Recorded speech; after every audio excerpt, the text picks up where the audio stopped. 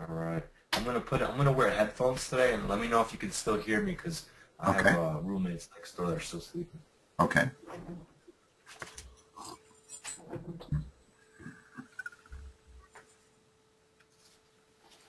Let's see. Would like to revisit this data sufficiency problem one more time. Oh, that's right. So can you hear me, Dave? Yeah, I can hear you fine. All right, great. I've Let's been get thinking started. about getting a set of those headphones because every now and then I get bad feedback. Uh-huh. And I think it's caused by my microphones picking up my speakers. Uh, well, I've never had any issues with it. I've always heard No, I fine. haven't with you had any feedback problems. Let's look at this problem one more time because Sure. there's really a correct way to do it, and I forgot to do one very important thing. Okay.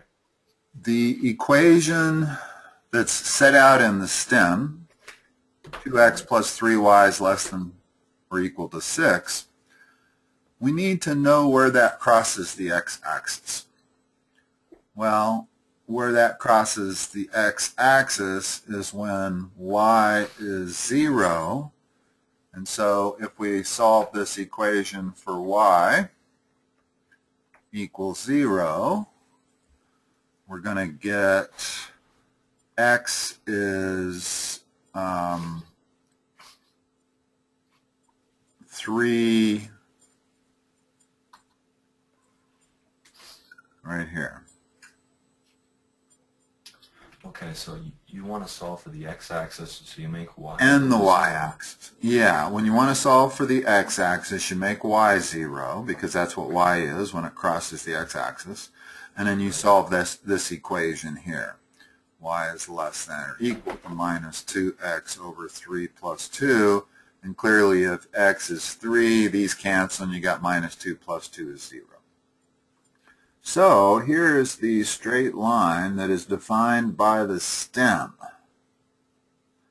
And I think it's worth saying that that's in the stem. Okay. Now, the advantage of that is now when we look at this equation where s is equal to minus 3r plus 6 divided by 2. So this becomes 3. And 3 is right about there. And it has a steeper slope, so it goes like this. Well, clearly we can find points on that line that are on this side of the curve and the other side of the curve. Here's a point there, here's a point there. Yep. So just that equation doesn't help us. Now we can analyze number 2 a lot better, because number 2 says that r is less than 3. Well, anywhere to the left of this line right here, r is less than 3. So that could be a point here, or it could be a point here. Wait, I'm sorry. Say that one more time and label the axis, because I get confused. R is Okay. our x, right? Right. The way we label the axis is r is the first variable, so it's the equivalent of the x. So this is actually the x and the r axis. Okay. And this is the y and the s axis. Okay. So now, The fact that they use 2 different points doesn't matter. We still can put it on the same xy axis. But now if we look at that line, in other words, this line here is from point number 1. Okay, and I can find values of r and s that are to the... That line is from the stem. Point 1 is the steeper one. I draw it wrong. Oh, you're right, you're right. I got my arrow going to the wrong thing here. Thank you. this arrow should go to this one here. There we go. Okay? Okay. So now if I look at the steeper line, it's got points that are under our stem line, and it's got points that are over our stem line. Yeah. So just being a point on this line is not enough to tell us. Okay. So Okay. 1 is not enough. Right. And now if we look at 2 alone, the only thing 2 says is that R is less than 3 and S is less than 2. Well, that includes anywhere, from this point to this point.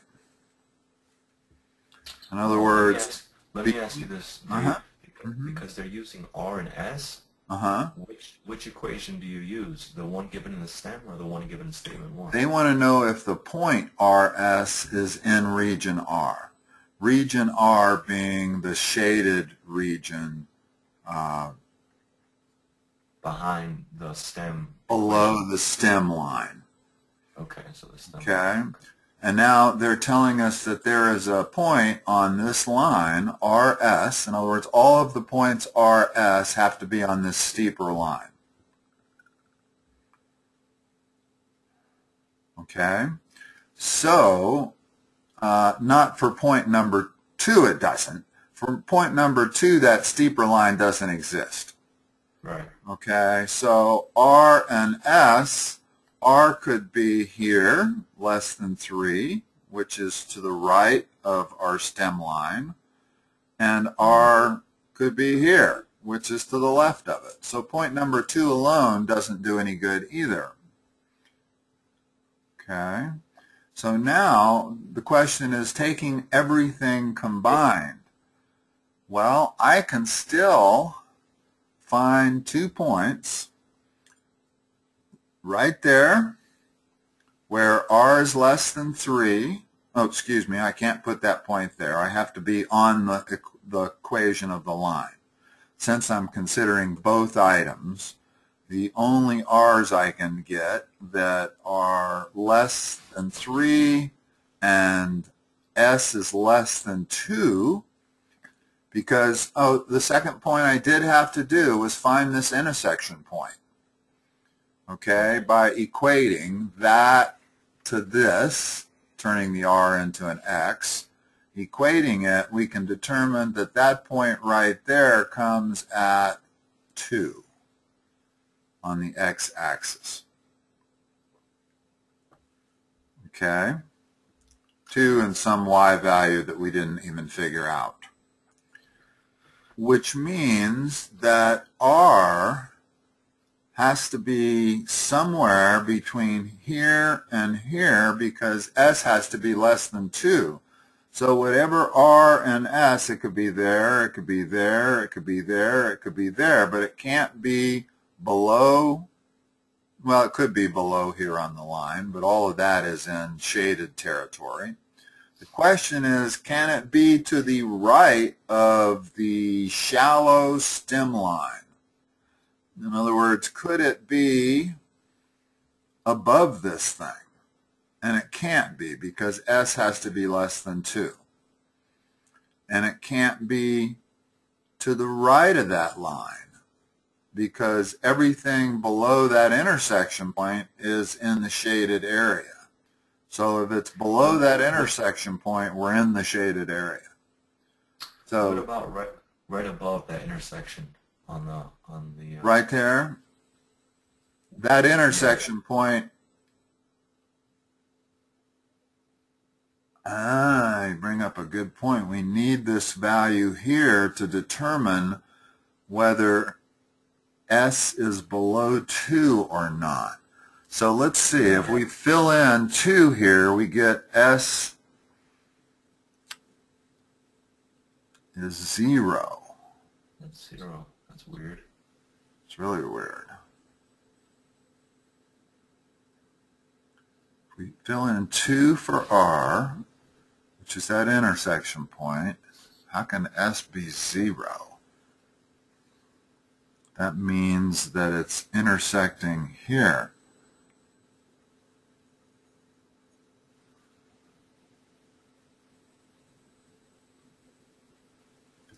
All right, I got to go back and re-examine this. I thought I understood it 100%. I apparently don't. Let's not waste too much more of our time on it. But the key to solving this problem is finding the y-intercept and the x-intercepts for both lines and the point of intersection. I'm going to have to go back and look at that point of intersection more. Okay. But let's do yeah, let's go back to problem. Let's get back on a normal schedule here. I'll just minimize that and go back to this page here. And we got through 145. We got through that trapezoid. Yep. And that is the average of the bases times the height. Right. And always know that the height isn't necessarily the vertical. The height is the distance between the two parallel sides. In other words, the height in this case is actually the length. So you have to be able to look at it a little abstractly. Yes, you have to be able to turn it, rotate it 90 degrees if you want the bases to be parallel with the horizontal. And usually they're not. Most of the time you're looking at trapezoids, you're really looking at these kind of trapezoids, I would say. But at least once you get into calculus and stuff. All right. Okay, 146.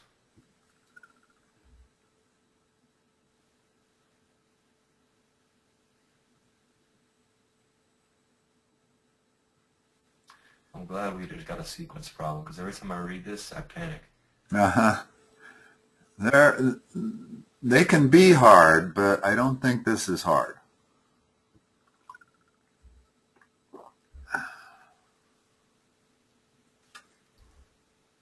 Let's take this first formula right here. Okay. X sub n is equal to 2x sub n minus 1 minus 1/2 x sub n minus 2. And they give us x sub 0 and they give us x sub 1. Notice that in this formula, the next item in the sequence is based on the two previous items. Okay. So since we know x sub 0 and we know x sub 1, we're going to be able to figure out x sub 2. Okay. Okay, so let's figure out x sub 2. This is a two-step problem. So it's 2 times x, this means x sub 1 now, since n is 2, right?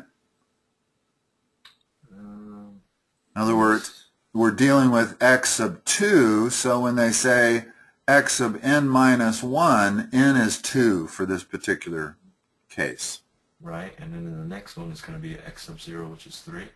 Well, right. Well, hold on. Let's go through it step by step. First of all, we have to figure out what x sub 2 is. We're not going to be able to figure out x sub 3 until we get x sub 2.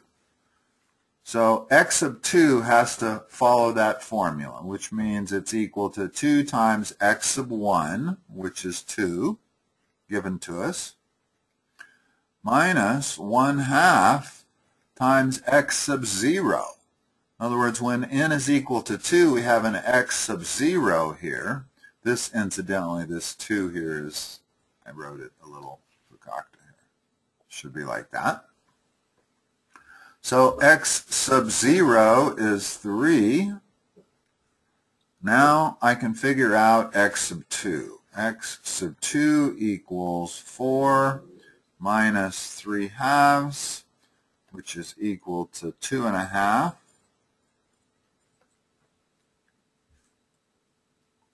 Now I can figure out x sub 3, because x sub 3 requires us to know x sub 2 and x sub 1.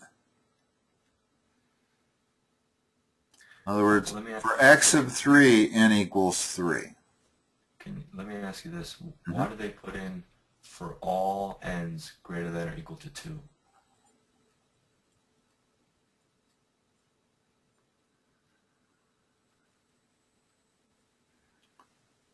because notice that if n was 1, we would have an x sub 0 here, but we would have an x sub minus 1 there.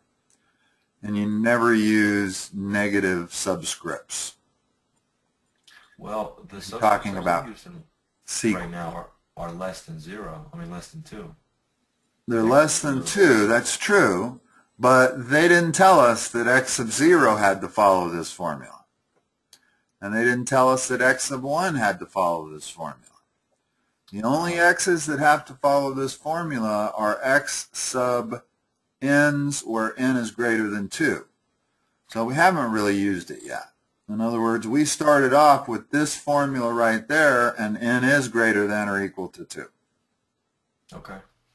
They've just defined x sub 0 as 3 and x sub 1 as 2. They didn't really say that x sub 1 was going to be equal to this formula. They've just given us a value for it. Okay. So now we're on a step. So now we're at x sub 3, which is what we're trying to solve. Okay, so now we've got 2 times x sub 2. Well, we know x sub 2 is 2.5. We just calculated it. Minus 1/2 x sub 1, which we know to be 2. So x sub 3 is equal to 5 minus 1 or 4. That's easy. Yeah, it's really just plugging in and no understanding what these subscripts mean. That's all it is. It's not being overwhelmed by all the symbols. Exactly, and do it one step at a time. Okay. The easy program, this is probably a high degree of difficulty. If they'd have wanted to give you an easy degree of difficulty on this problem, they would have said, what is x sub 2? If they'd have asked you what x sub 2 is, it would have been a straight one-step problem where we plug in x sub 2 there, we plug in x sub 1 there, and we plug in x sub 0 there. Okay, let me ask you this. When you read that to yourself, can you read it for me? And I want to see how you break that question down verbally. Yes. In a certain sequence, the terms x sub n is given by the formula x sub n equals 2 times x sub n minus 1 minus 1/2 times x sub n minus 2 for all n greater than or equal to 2. If what are you x... thinking when you read that to yourself? That it only applies if n is greater than or equal to 2. In other words, I cannot make the statement that x sub 1 would be equal to this function. That would not be true. That is not true. Okay? We don't care if it's equal to that function. They give us x sub 0. It's defined to be 3, and x sub 1 is defined to be 2. So the only thing we care about is that this function applies to x sub 2 and x sub 3. Yeah. And it does, because they've said it applies wherever n is greater than or equal to 2. Yeah. Okay. So the easy question would have been, what is x sub 2? Would have been a straight plug-in. The harder question is, what is x sub 3? Because it forces you to calculate x sub 2 first and then reapply the function again to figure out x sub 3. Okay. All right, got that one. Yeah. That'll be good for me to watch again later on. Yeah, I hope we'll come into more sequence problems. I'm pretty sure they have quite a few of them.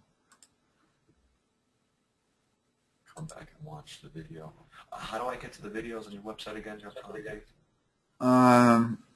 It's on a link. If you go to my website, hold on, I'll get you the link here. Site organizer.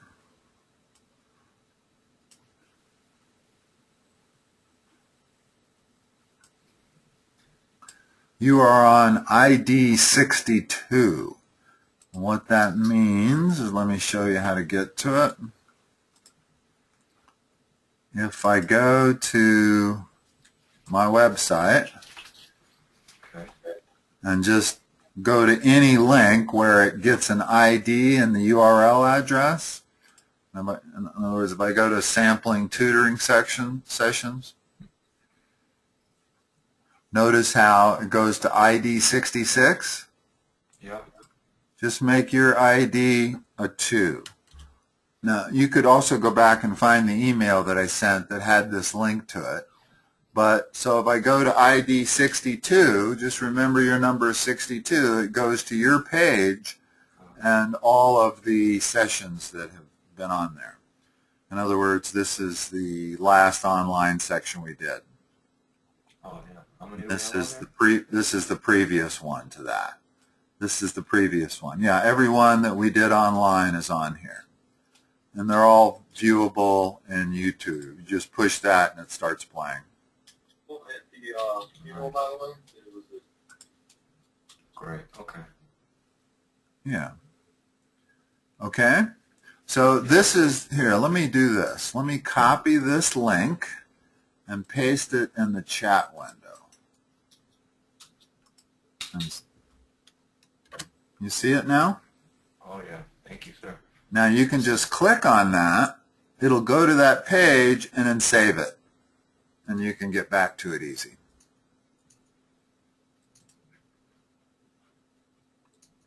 It's going on my top sites. Okay.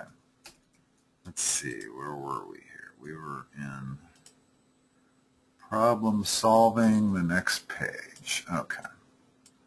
Now I'm going to have to reduce the size of this a little bit.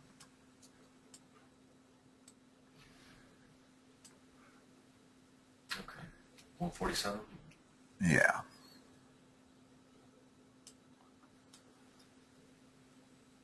The figure above.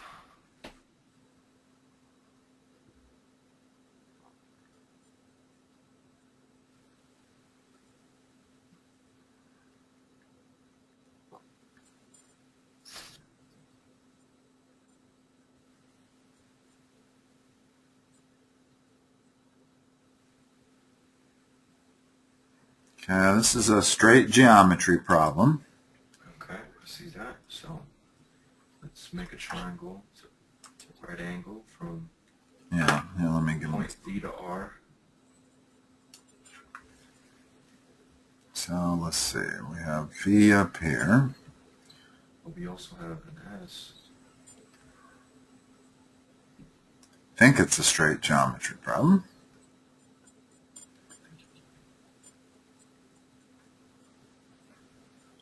And we know this is 10 feet. And we know this is 5 feet. And V to R is also 10 feet. V to R is 10 feet, making that an isosceles triangle. Oh, no, yeah, it does have to be an isosceles. What? How can, oh, right, because 10 feet is this point, let's call this point A. 10 feet is A to S. Okay, if VR is 10 feet, what is the distance RS?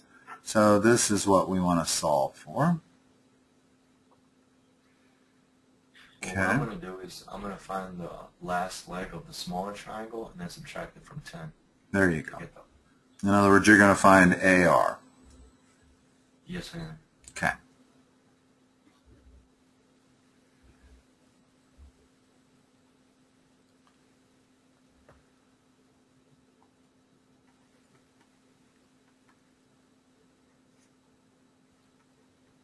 Alright, I got B equals radical 75, or, yeah, AR. Okay, let's notice our answers. Let's simplify radical 75.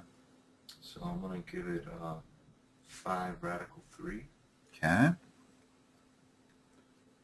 So that's AR, 5 radical 3. So RS is equal to 10 minus 5 radical 3. Is that an answer? Answer A. Yeah, and they're always going to give you answers like that. I don't think they're ever going to make you do that, figure out what that number is. Okay.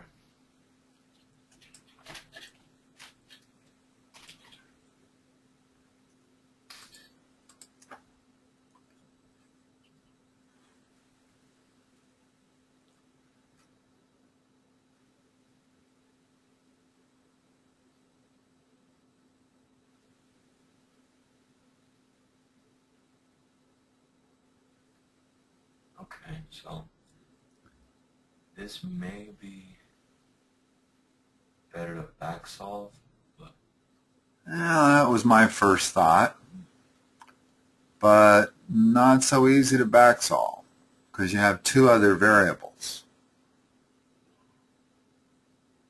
x is less than y. Which of the following could be the value of k? Notice one thing, the denominators are the same, Yeah. which means we can add these. We can simplify this expression, and that's probably the way to go. Okay. So let's go ahead. So it should be 10x plus 20y all over x plus y equals k.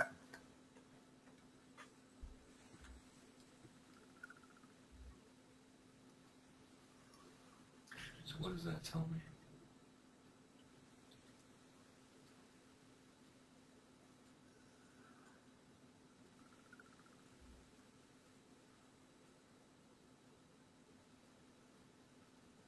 We know x is less than y.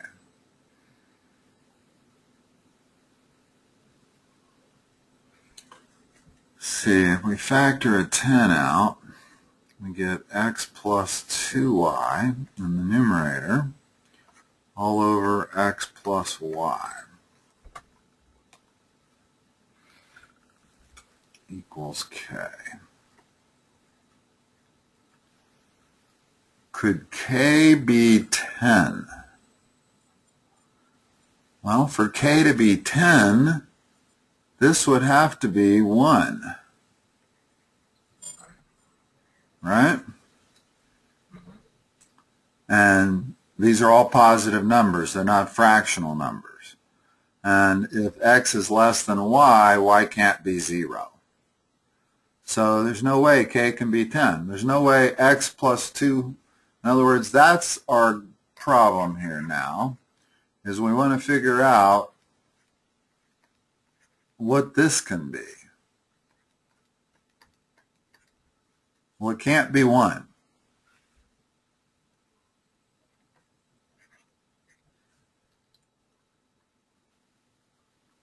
Right? Let me see. There's no positive numbers you can put in except y equals 0, where this would equal 1. Yeah, But y can't equal 0 and 1. X will be 1. Well, you're right, because x and y have to be 1 or higher. So actually y has to be at least 2. But regardless, it can't be, this k cannot be 1 here. Now, for it to be 1, for it to be 12, this would have to be 1.2. Because remember, we're multiplying it by 10. Well, let's put in some values for x and y. What could this thing be? If x has to be at least 1 and y has to be at least 2, then the minimum this thing could be would be 5/3. So 5/3 times 10 is the absolute minimum value of k. Right?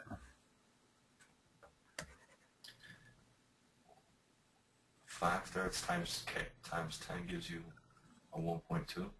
Well, no, it gives you 50/3, which is not a whole number. So that's not the answer.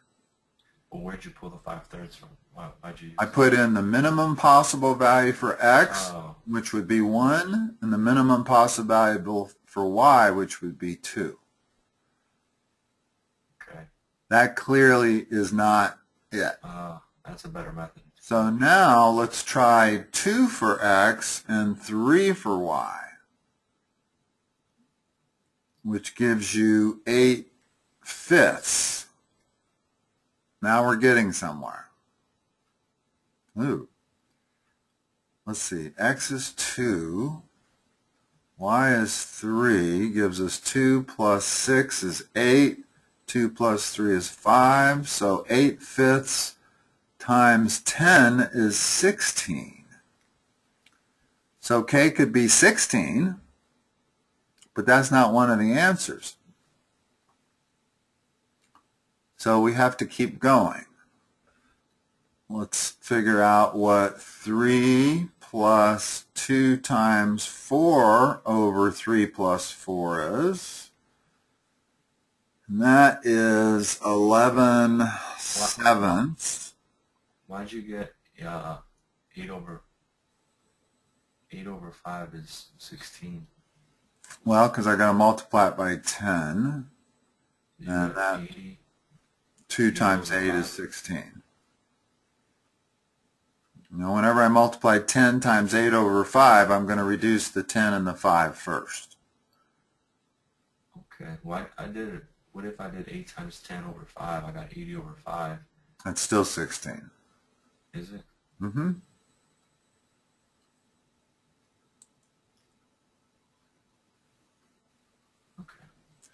Okay, when I go up to x is 3 and y is 4, I get 11/7, which is not going to be multiplied by 10 and be equal to a whole number. Okay.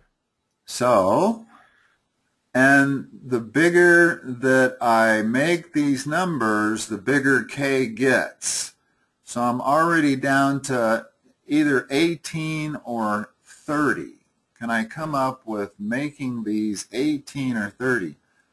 Boy, this seems like a very long way to go, but I can't think of a shorter way, to be honest.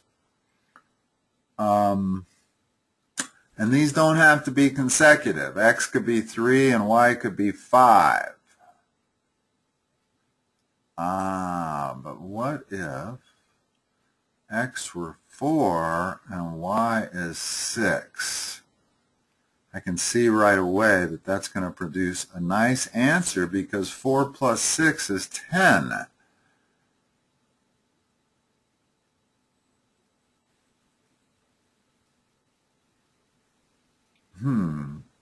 If X is 4 and Y is 6,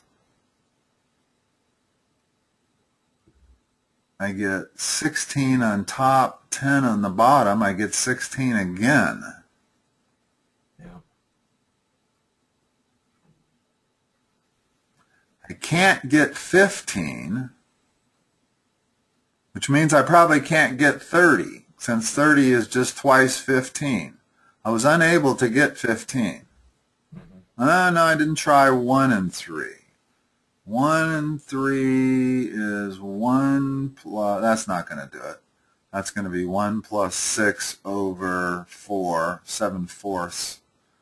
7/4 times 10, that's not even. So if I can't get 15, I don't think I can get 30. I'm going with 18 as the answer. And now, to figure out whether 18 can actually be an answer, I think all it was I have 1 and 4.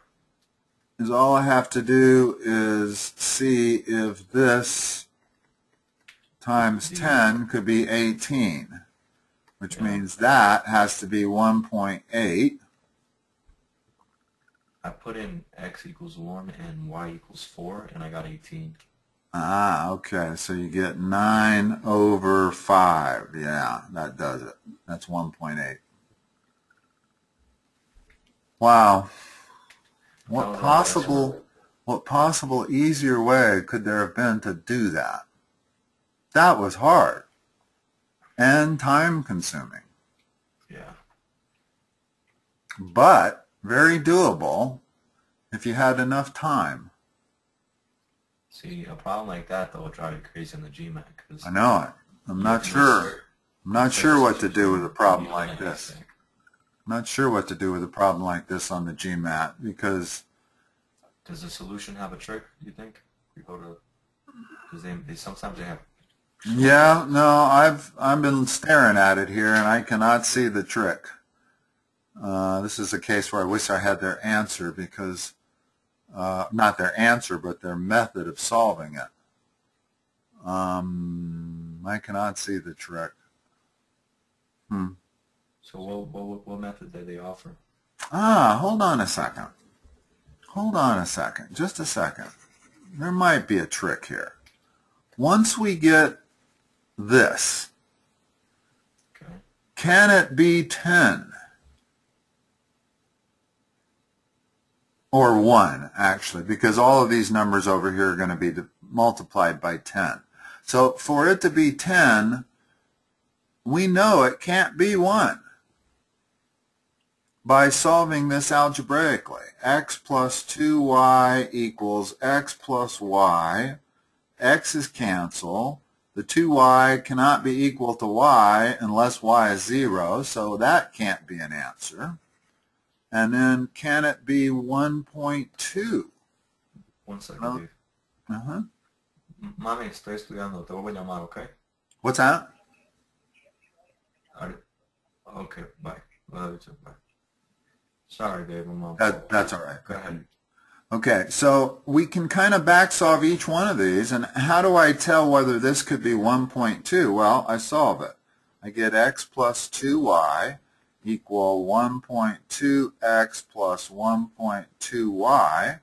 Combine like terms, and I get 0.8y equals 0.2x.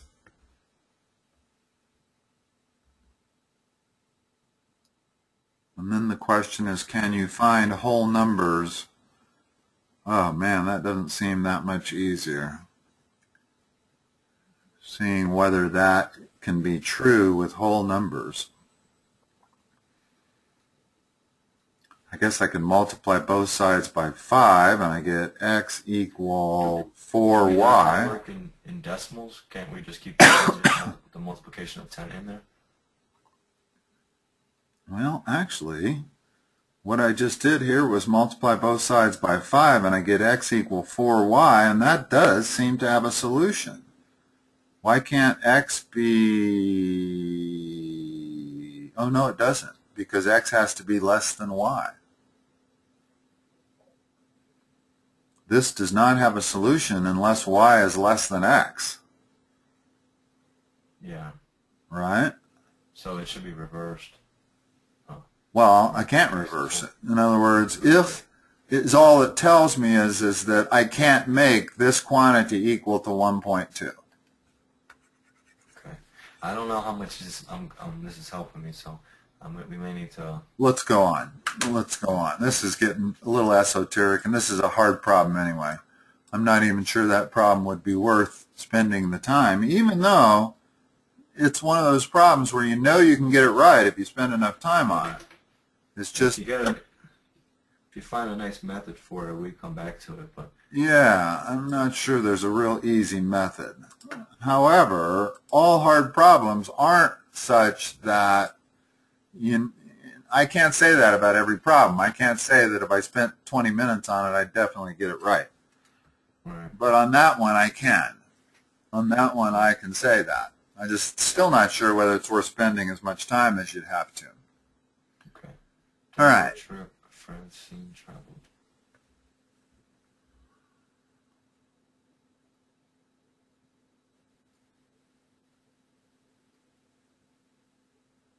Okay.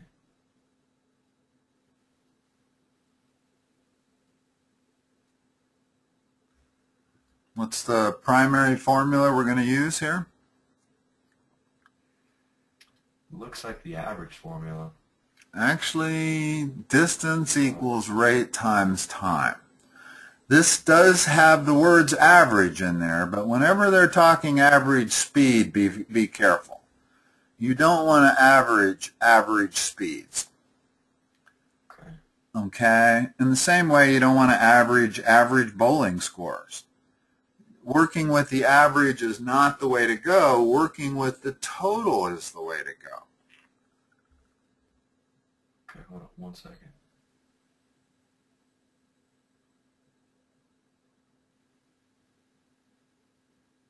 So we don't know what the distance is. We just know that they traveled at 2 different rates for X% of the time, or X% of distance. I don't know how to set this up. Well, let's pick some numbers. This is actually not a bad pick numbers problem. If we can't set it up algebraically, let's go through the pick numbers and then we can look at the algebraic solution. I think pick numbers is easier. If she traveled, let's pick a convenient number. I don't want to pick 50% because I know that if I pick 50%, that average, you know what, I can pick 50%. Let's let x equal 50%. So if she traveled half the distance at 40 miles per hour and the rest of the distance, 1 minus x, also 50%, at 60 miles per hour, in terms of x, what was her average speed for the trip? You have to do it algebraically because you wouldn't know what the answer is unless... Okay, let's say, yeah, this is actually going to work. Let's say the distance is 100 miles. And we know she went 40 miles an hour. For 100 miles, time is going to be 2.5 hours. So 100 miles times 40 miles an hour times 2.5 hours, she would have gone that distance. She returns 100 miles. She only does 50% of that distance, though. Okay. So let's make the total distance 200 miles. So she does the first 140 miles an hour, takes her 2.5 hours. She does the second 160 miles an hour, which I didn't pick good numbers. Okay, here's a good example where I want to go back and pick better numbers. Let's pick 240 miles as the total trip. She does the first half in 120, the second half in 120. Notice how 40 goes into 123, 60 goes into 122.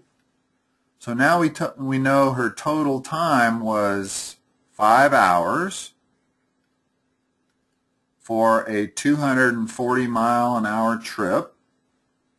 So R is equal to 240 divided by 5. That's her speed, her average speed. And notice that it is 48 mph. It's not 50, which is an interesting observation because she went half the trip at 40 miles an hour and half at 60. That does not average to 50. So we know what the average is.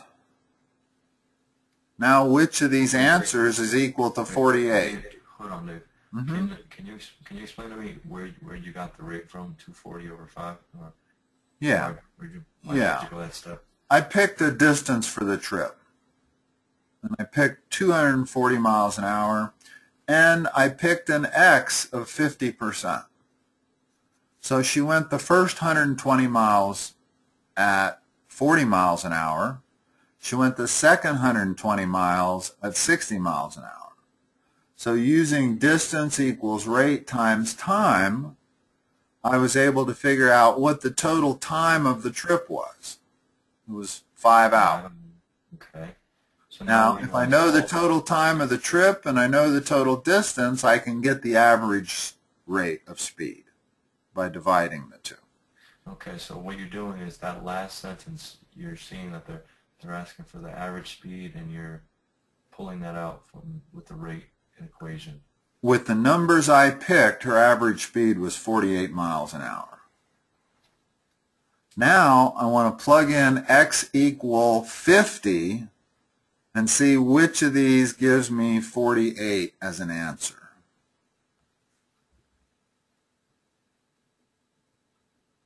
Clearly A does not. 110 divided by 4 is not 48. 250 divided by 5 is not 48. See, this seems complicated. You're plugging in the 50% into x as an integer, or as just a whole number, and subtracting. Well, let's go back and look. It's x percent. So of 50%, x is 50. Okay. Okay. And that's always one of the problems in all of these problems is they'll give you, you have to know whether x is 50 or is x 0.5. So But since it's labeled how would we x know? percent, well, because it's x percent. So I said x was 50. She traveled 50% of her trip. Okay, so in another case, to get the 0.5, what would it say?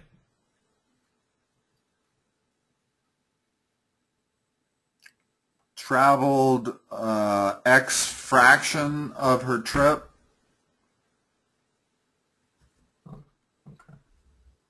It rarely says the other. It usually has percent, and we have to put in the whole percent number for that variable. All right, sorry. Go ahead. Okay. So we're down to D, which is 600 divided by 65. That actually looks like it could be 48 pretty easily.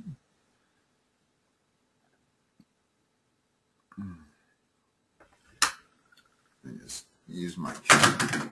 I wouldn't be able to use my calculator, but to speed things up for us, I will.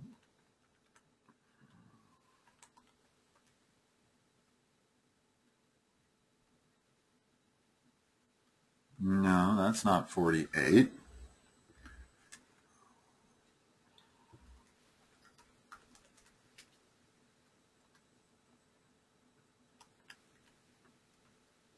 But the last one is 12,000 divided by 50 plus 200 is equal to 48. You're right. That is a hard, long way to solve this problem. So if we could do it algebraically, it would probably be better.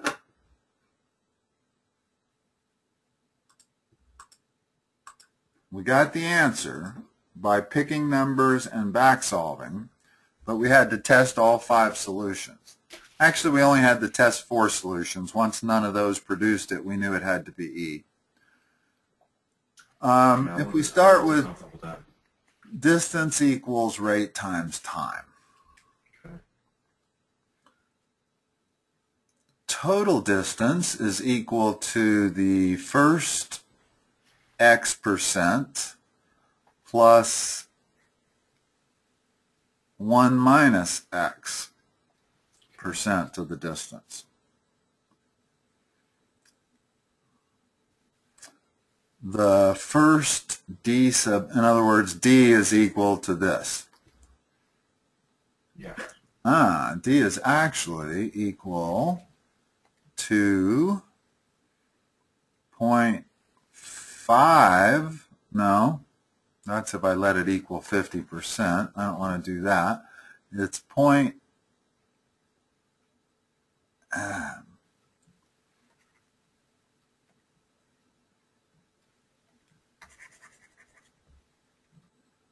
can I say x times the first part of the trip plus 1 minus x times the second part of the trip.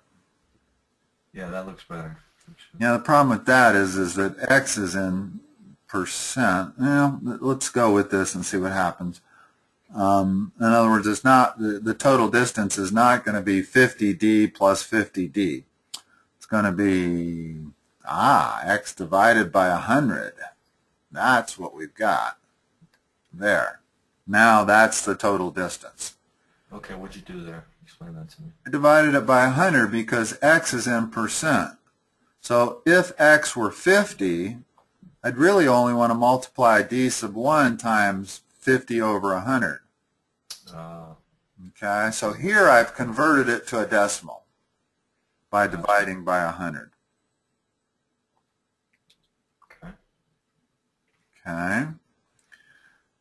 Okay, this is going to work. Okay, so we have the distance. d sub 1 is equal to rate sub 1, which is 40 miles an hour times t sub 1, whatever amount of time that takes. D sub 2 is equal to 60 miles an hour times t sub 2, whatever time that takes.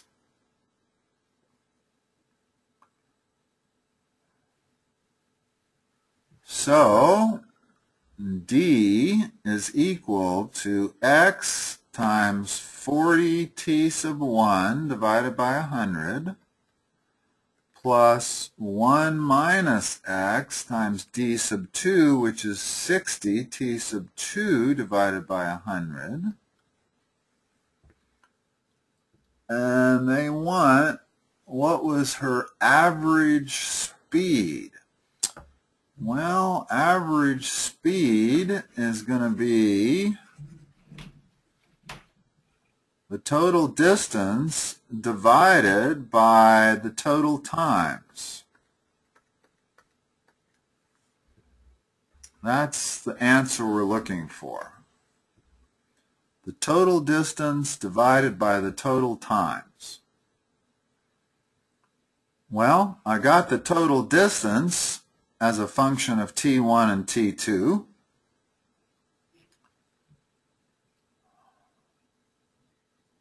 Thing is, I want it as a function of x.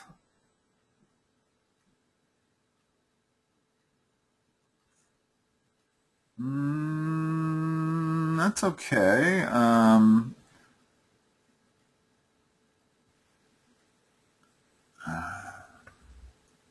What happens if we? Oh no, this will work. The t1s and t2s I think cancel out. So we're going to end up with the distance, which is this. So this whole numerator is going to be this.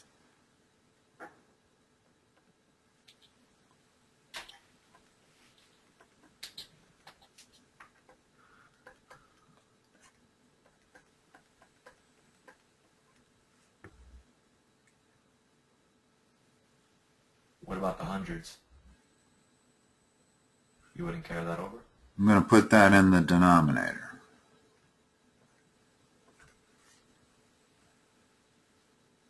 Okay? So this is R.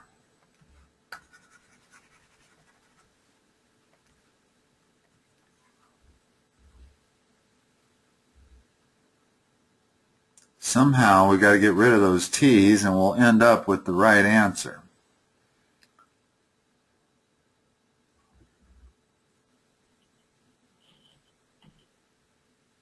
Well, multiply by both sides by the denominator. So you have R times 100 t sub 1 plus t 100 t sub 2 equals this numerator.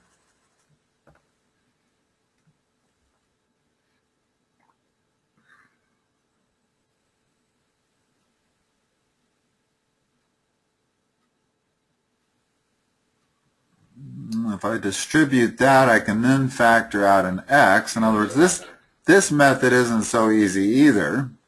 No. plus 60t sub 2 minus 60t sub 2x.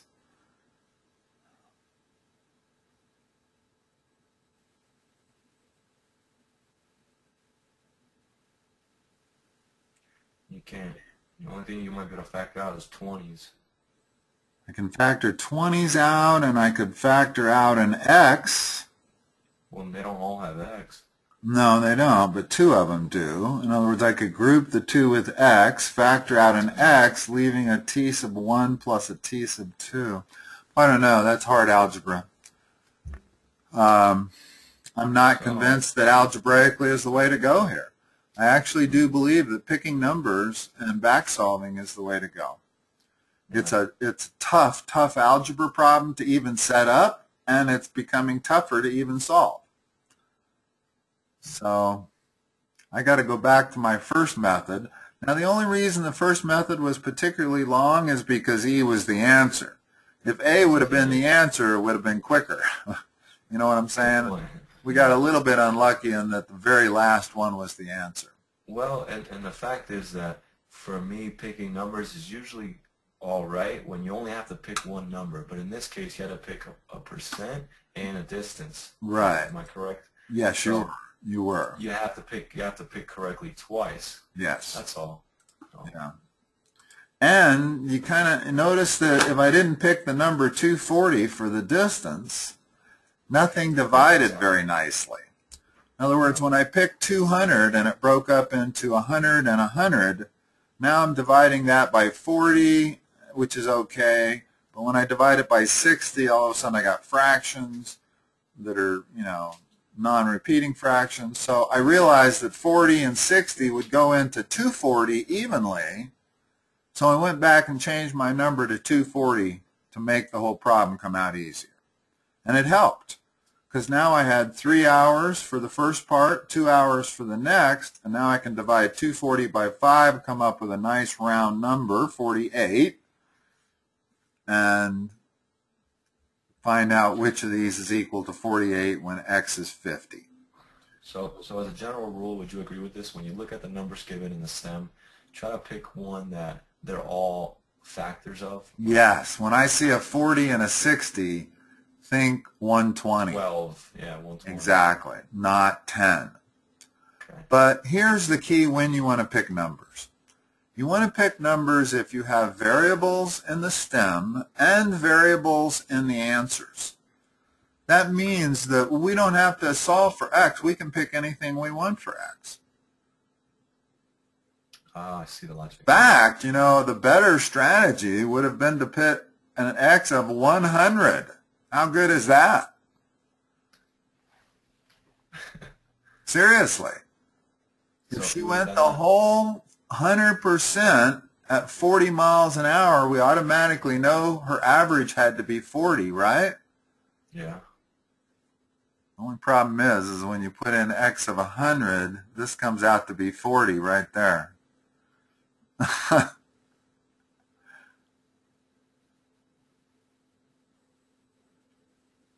Sometimes when you pick now, and in fact, this comes out to be 40. No, and this comes out to be 40. Notice that they've set this up so that if you pick x as 100, all of these end up being 40. Every one of them, even the bottom one. So that's clever of them. They shortcutted the easiest solution, which would be to pick x of 100.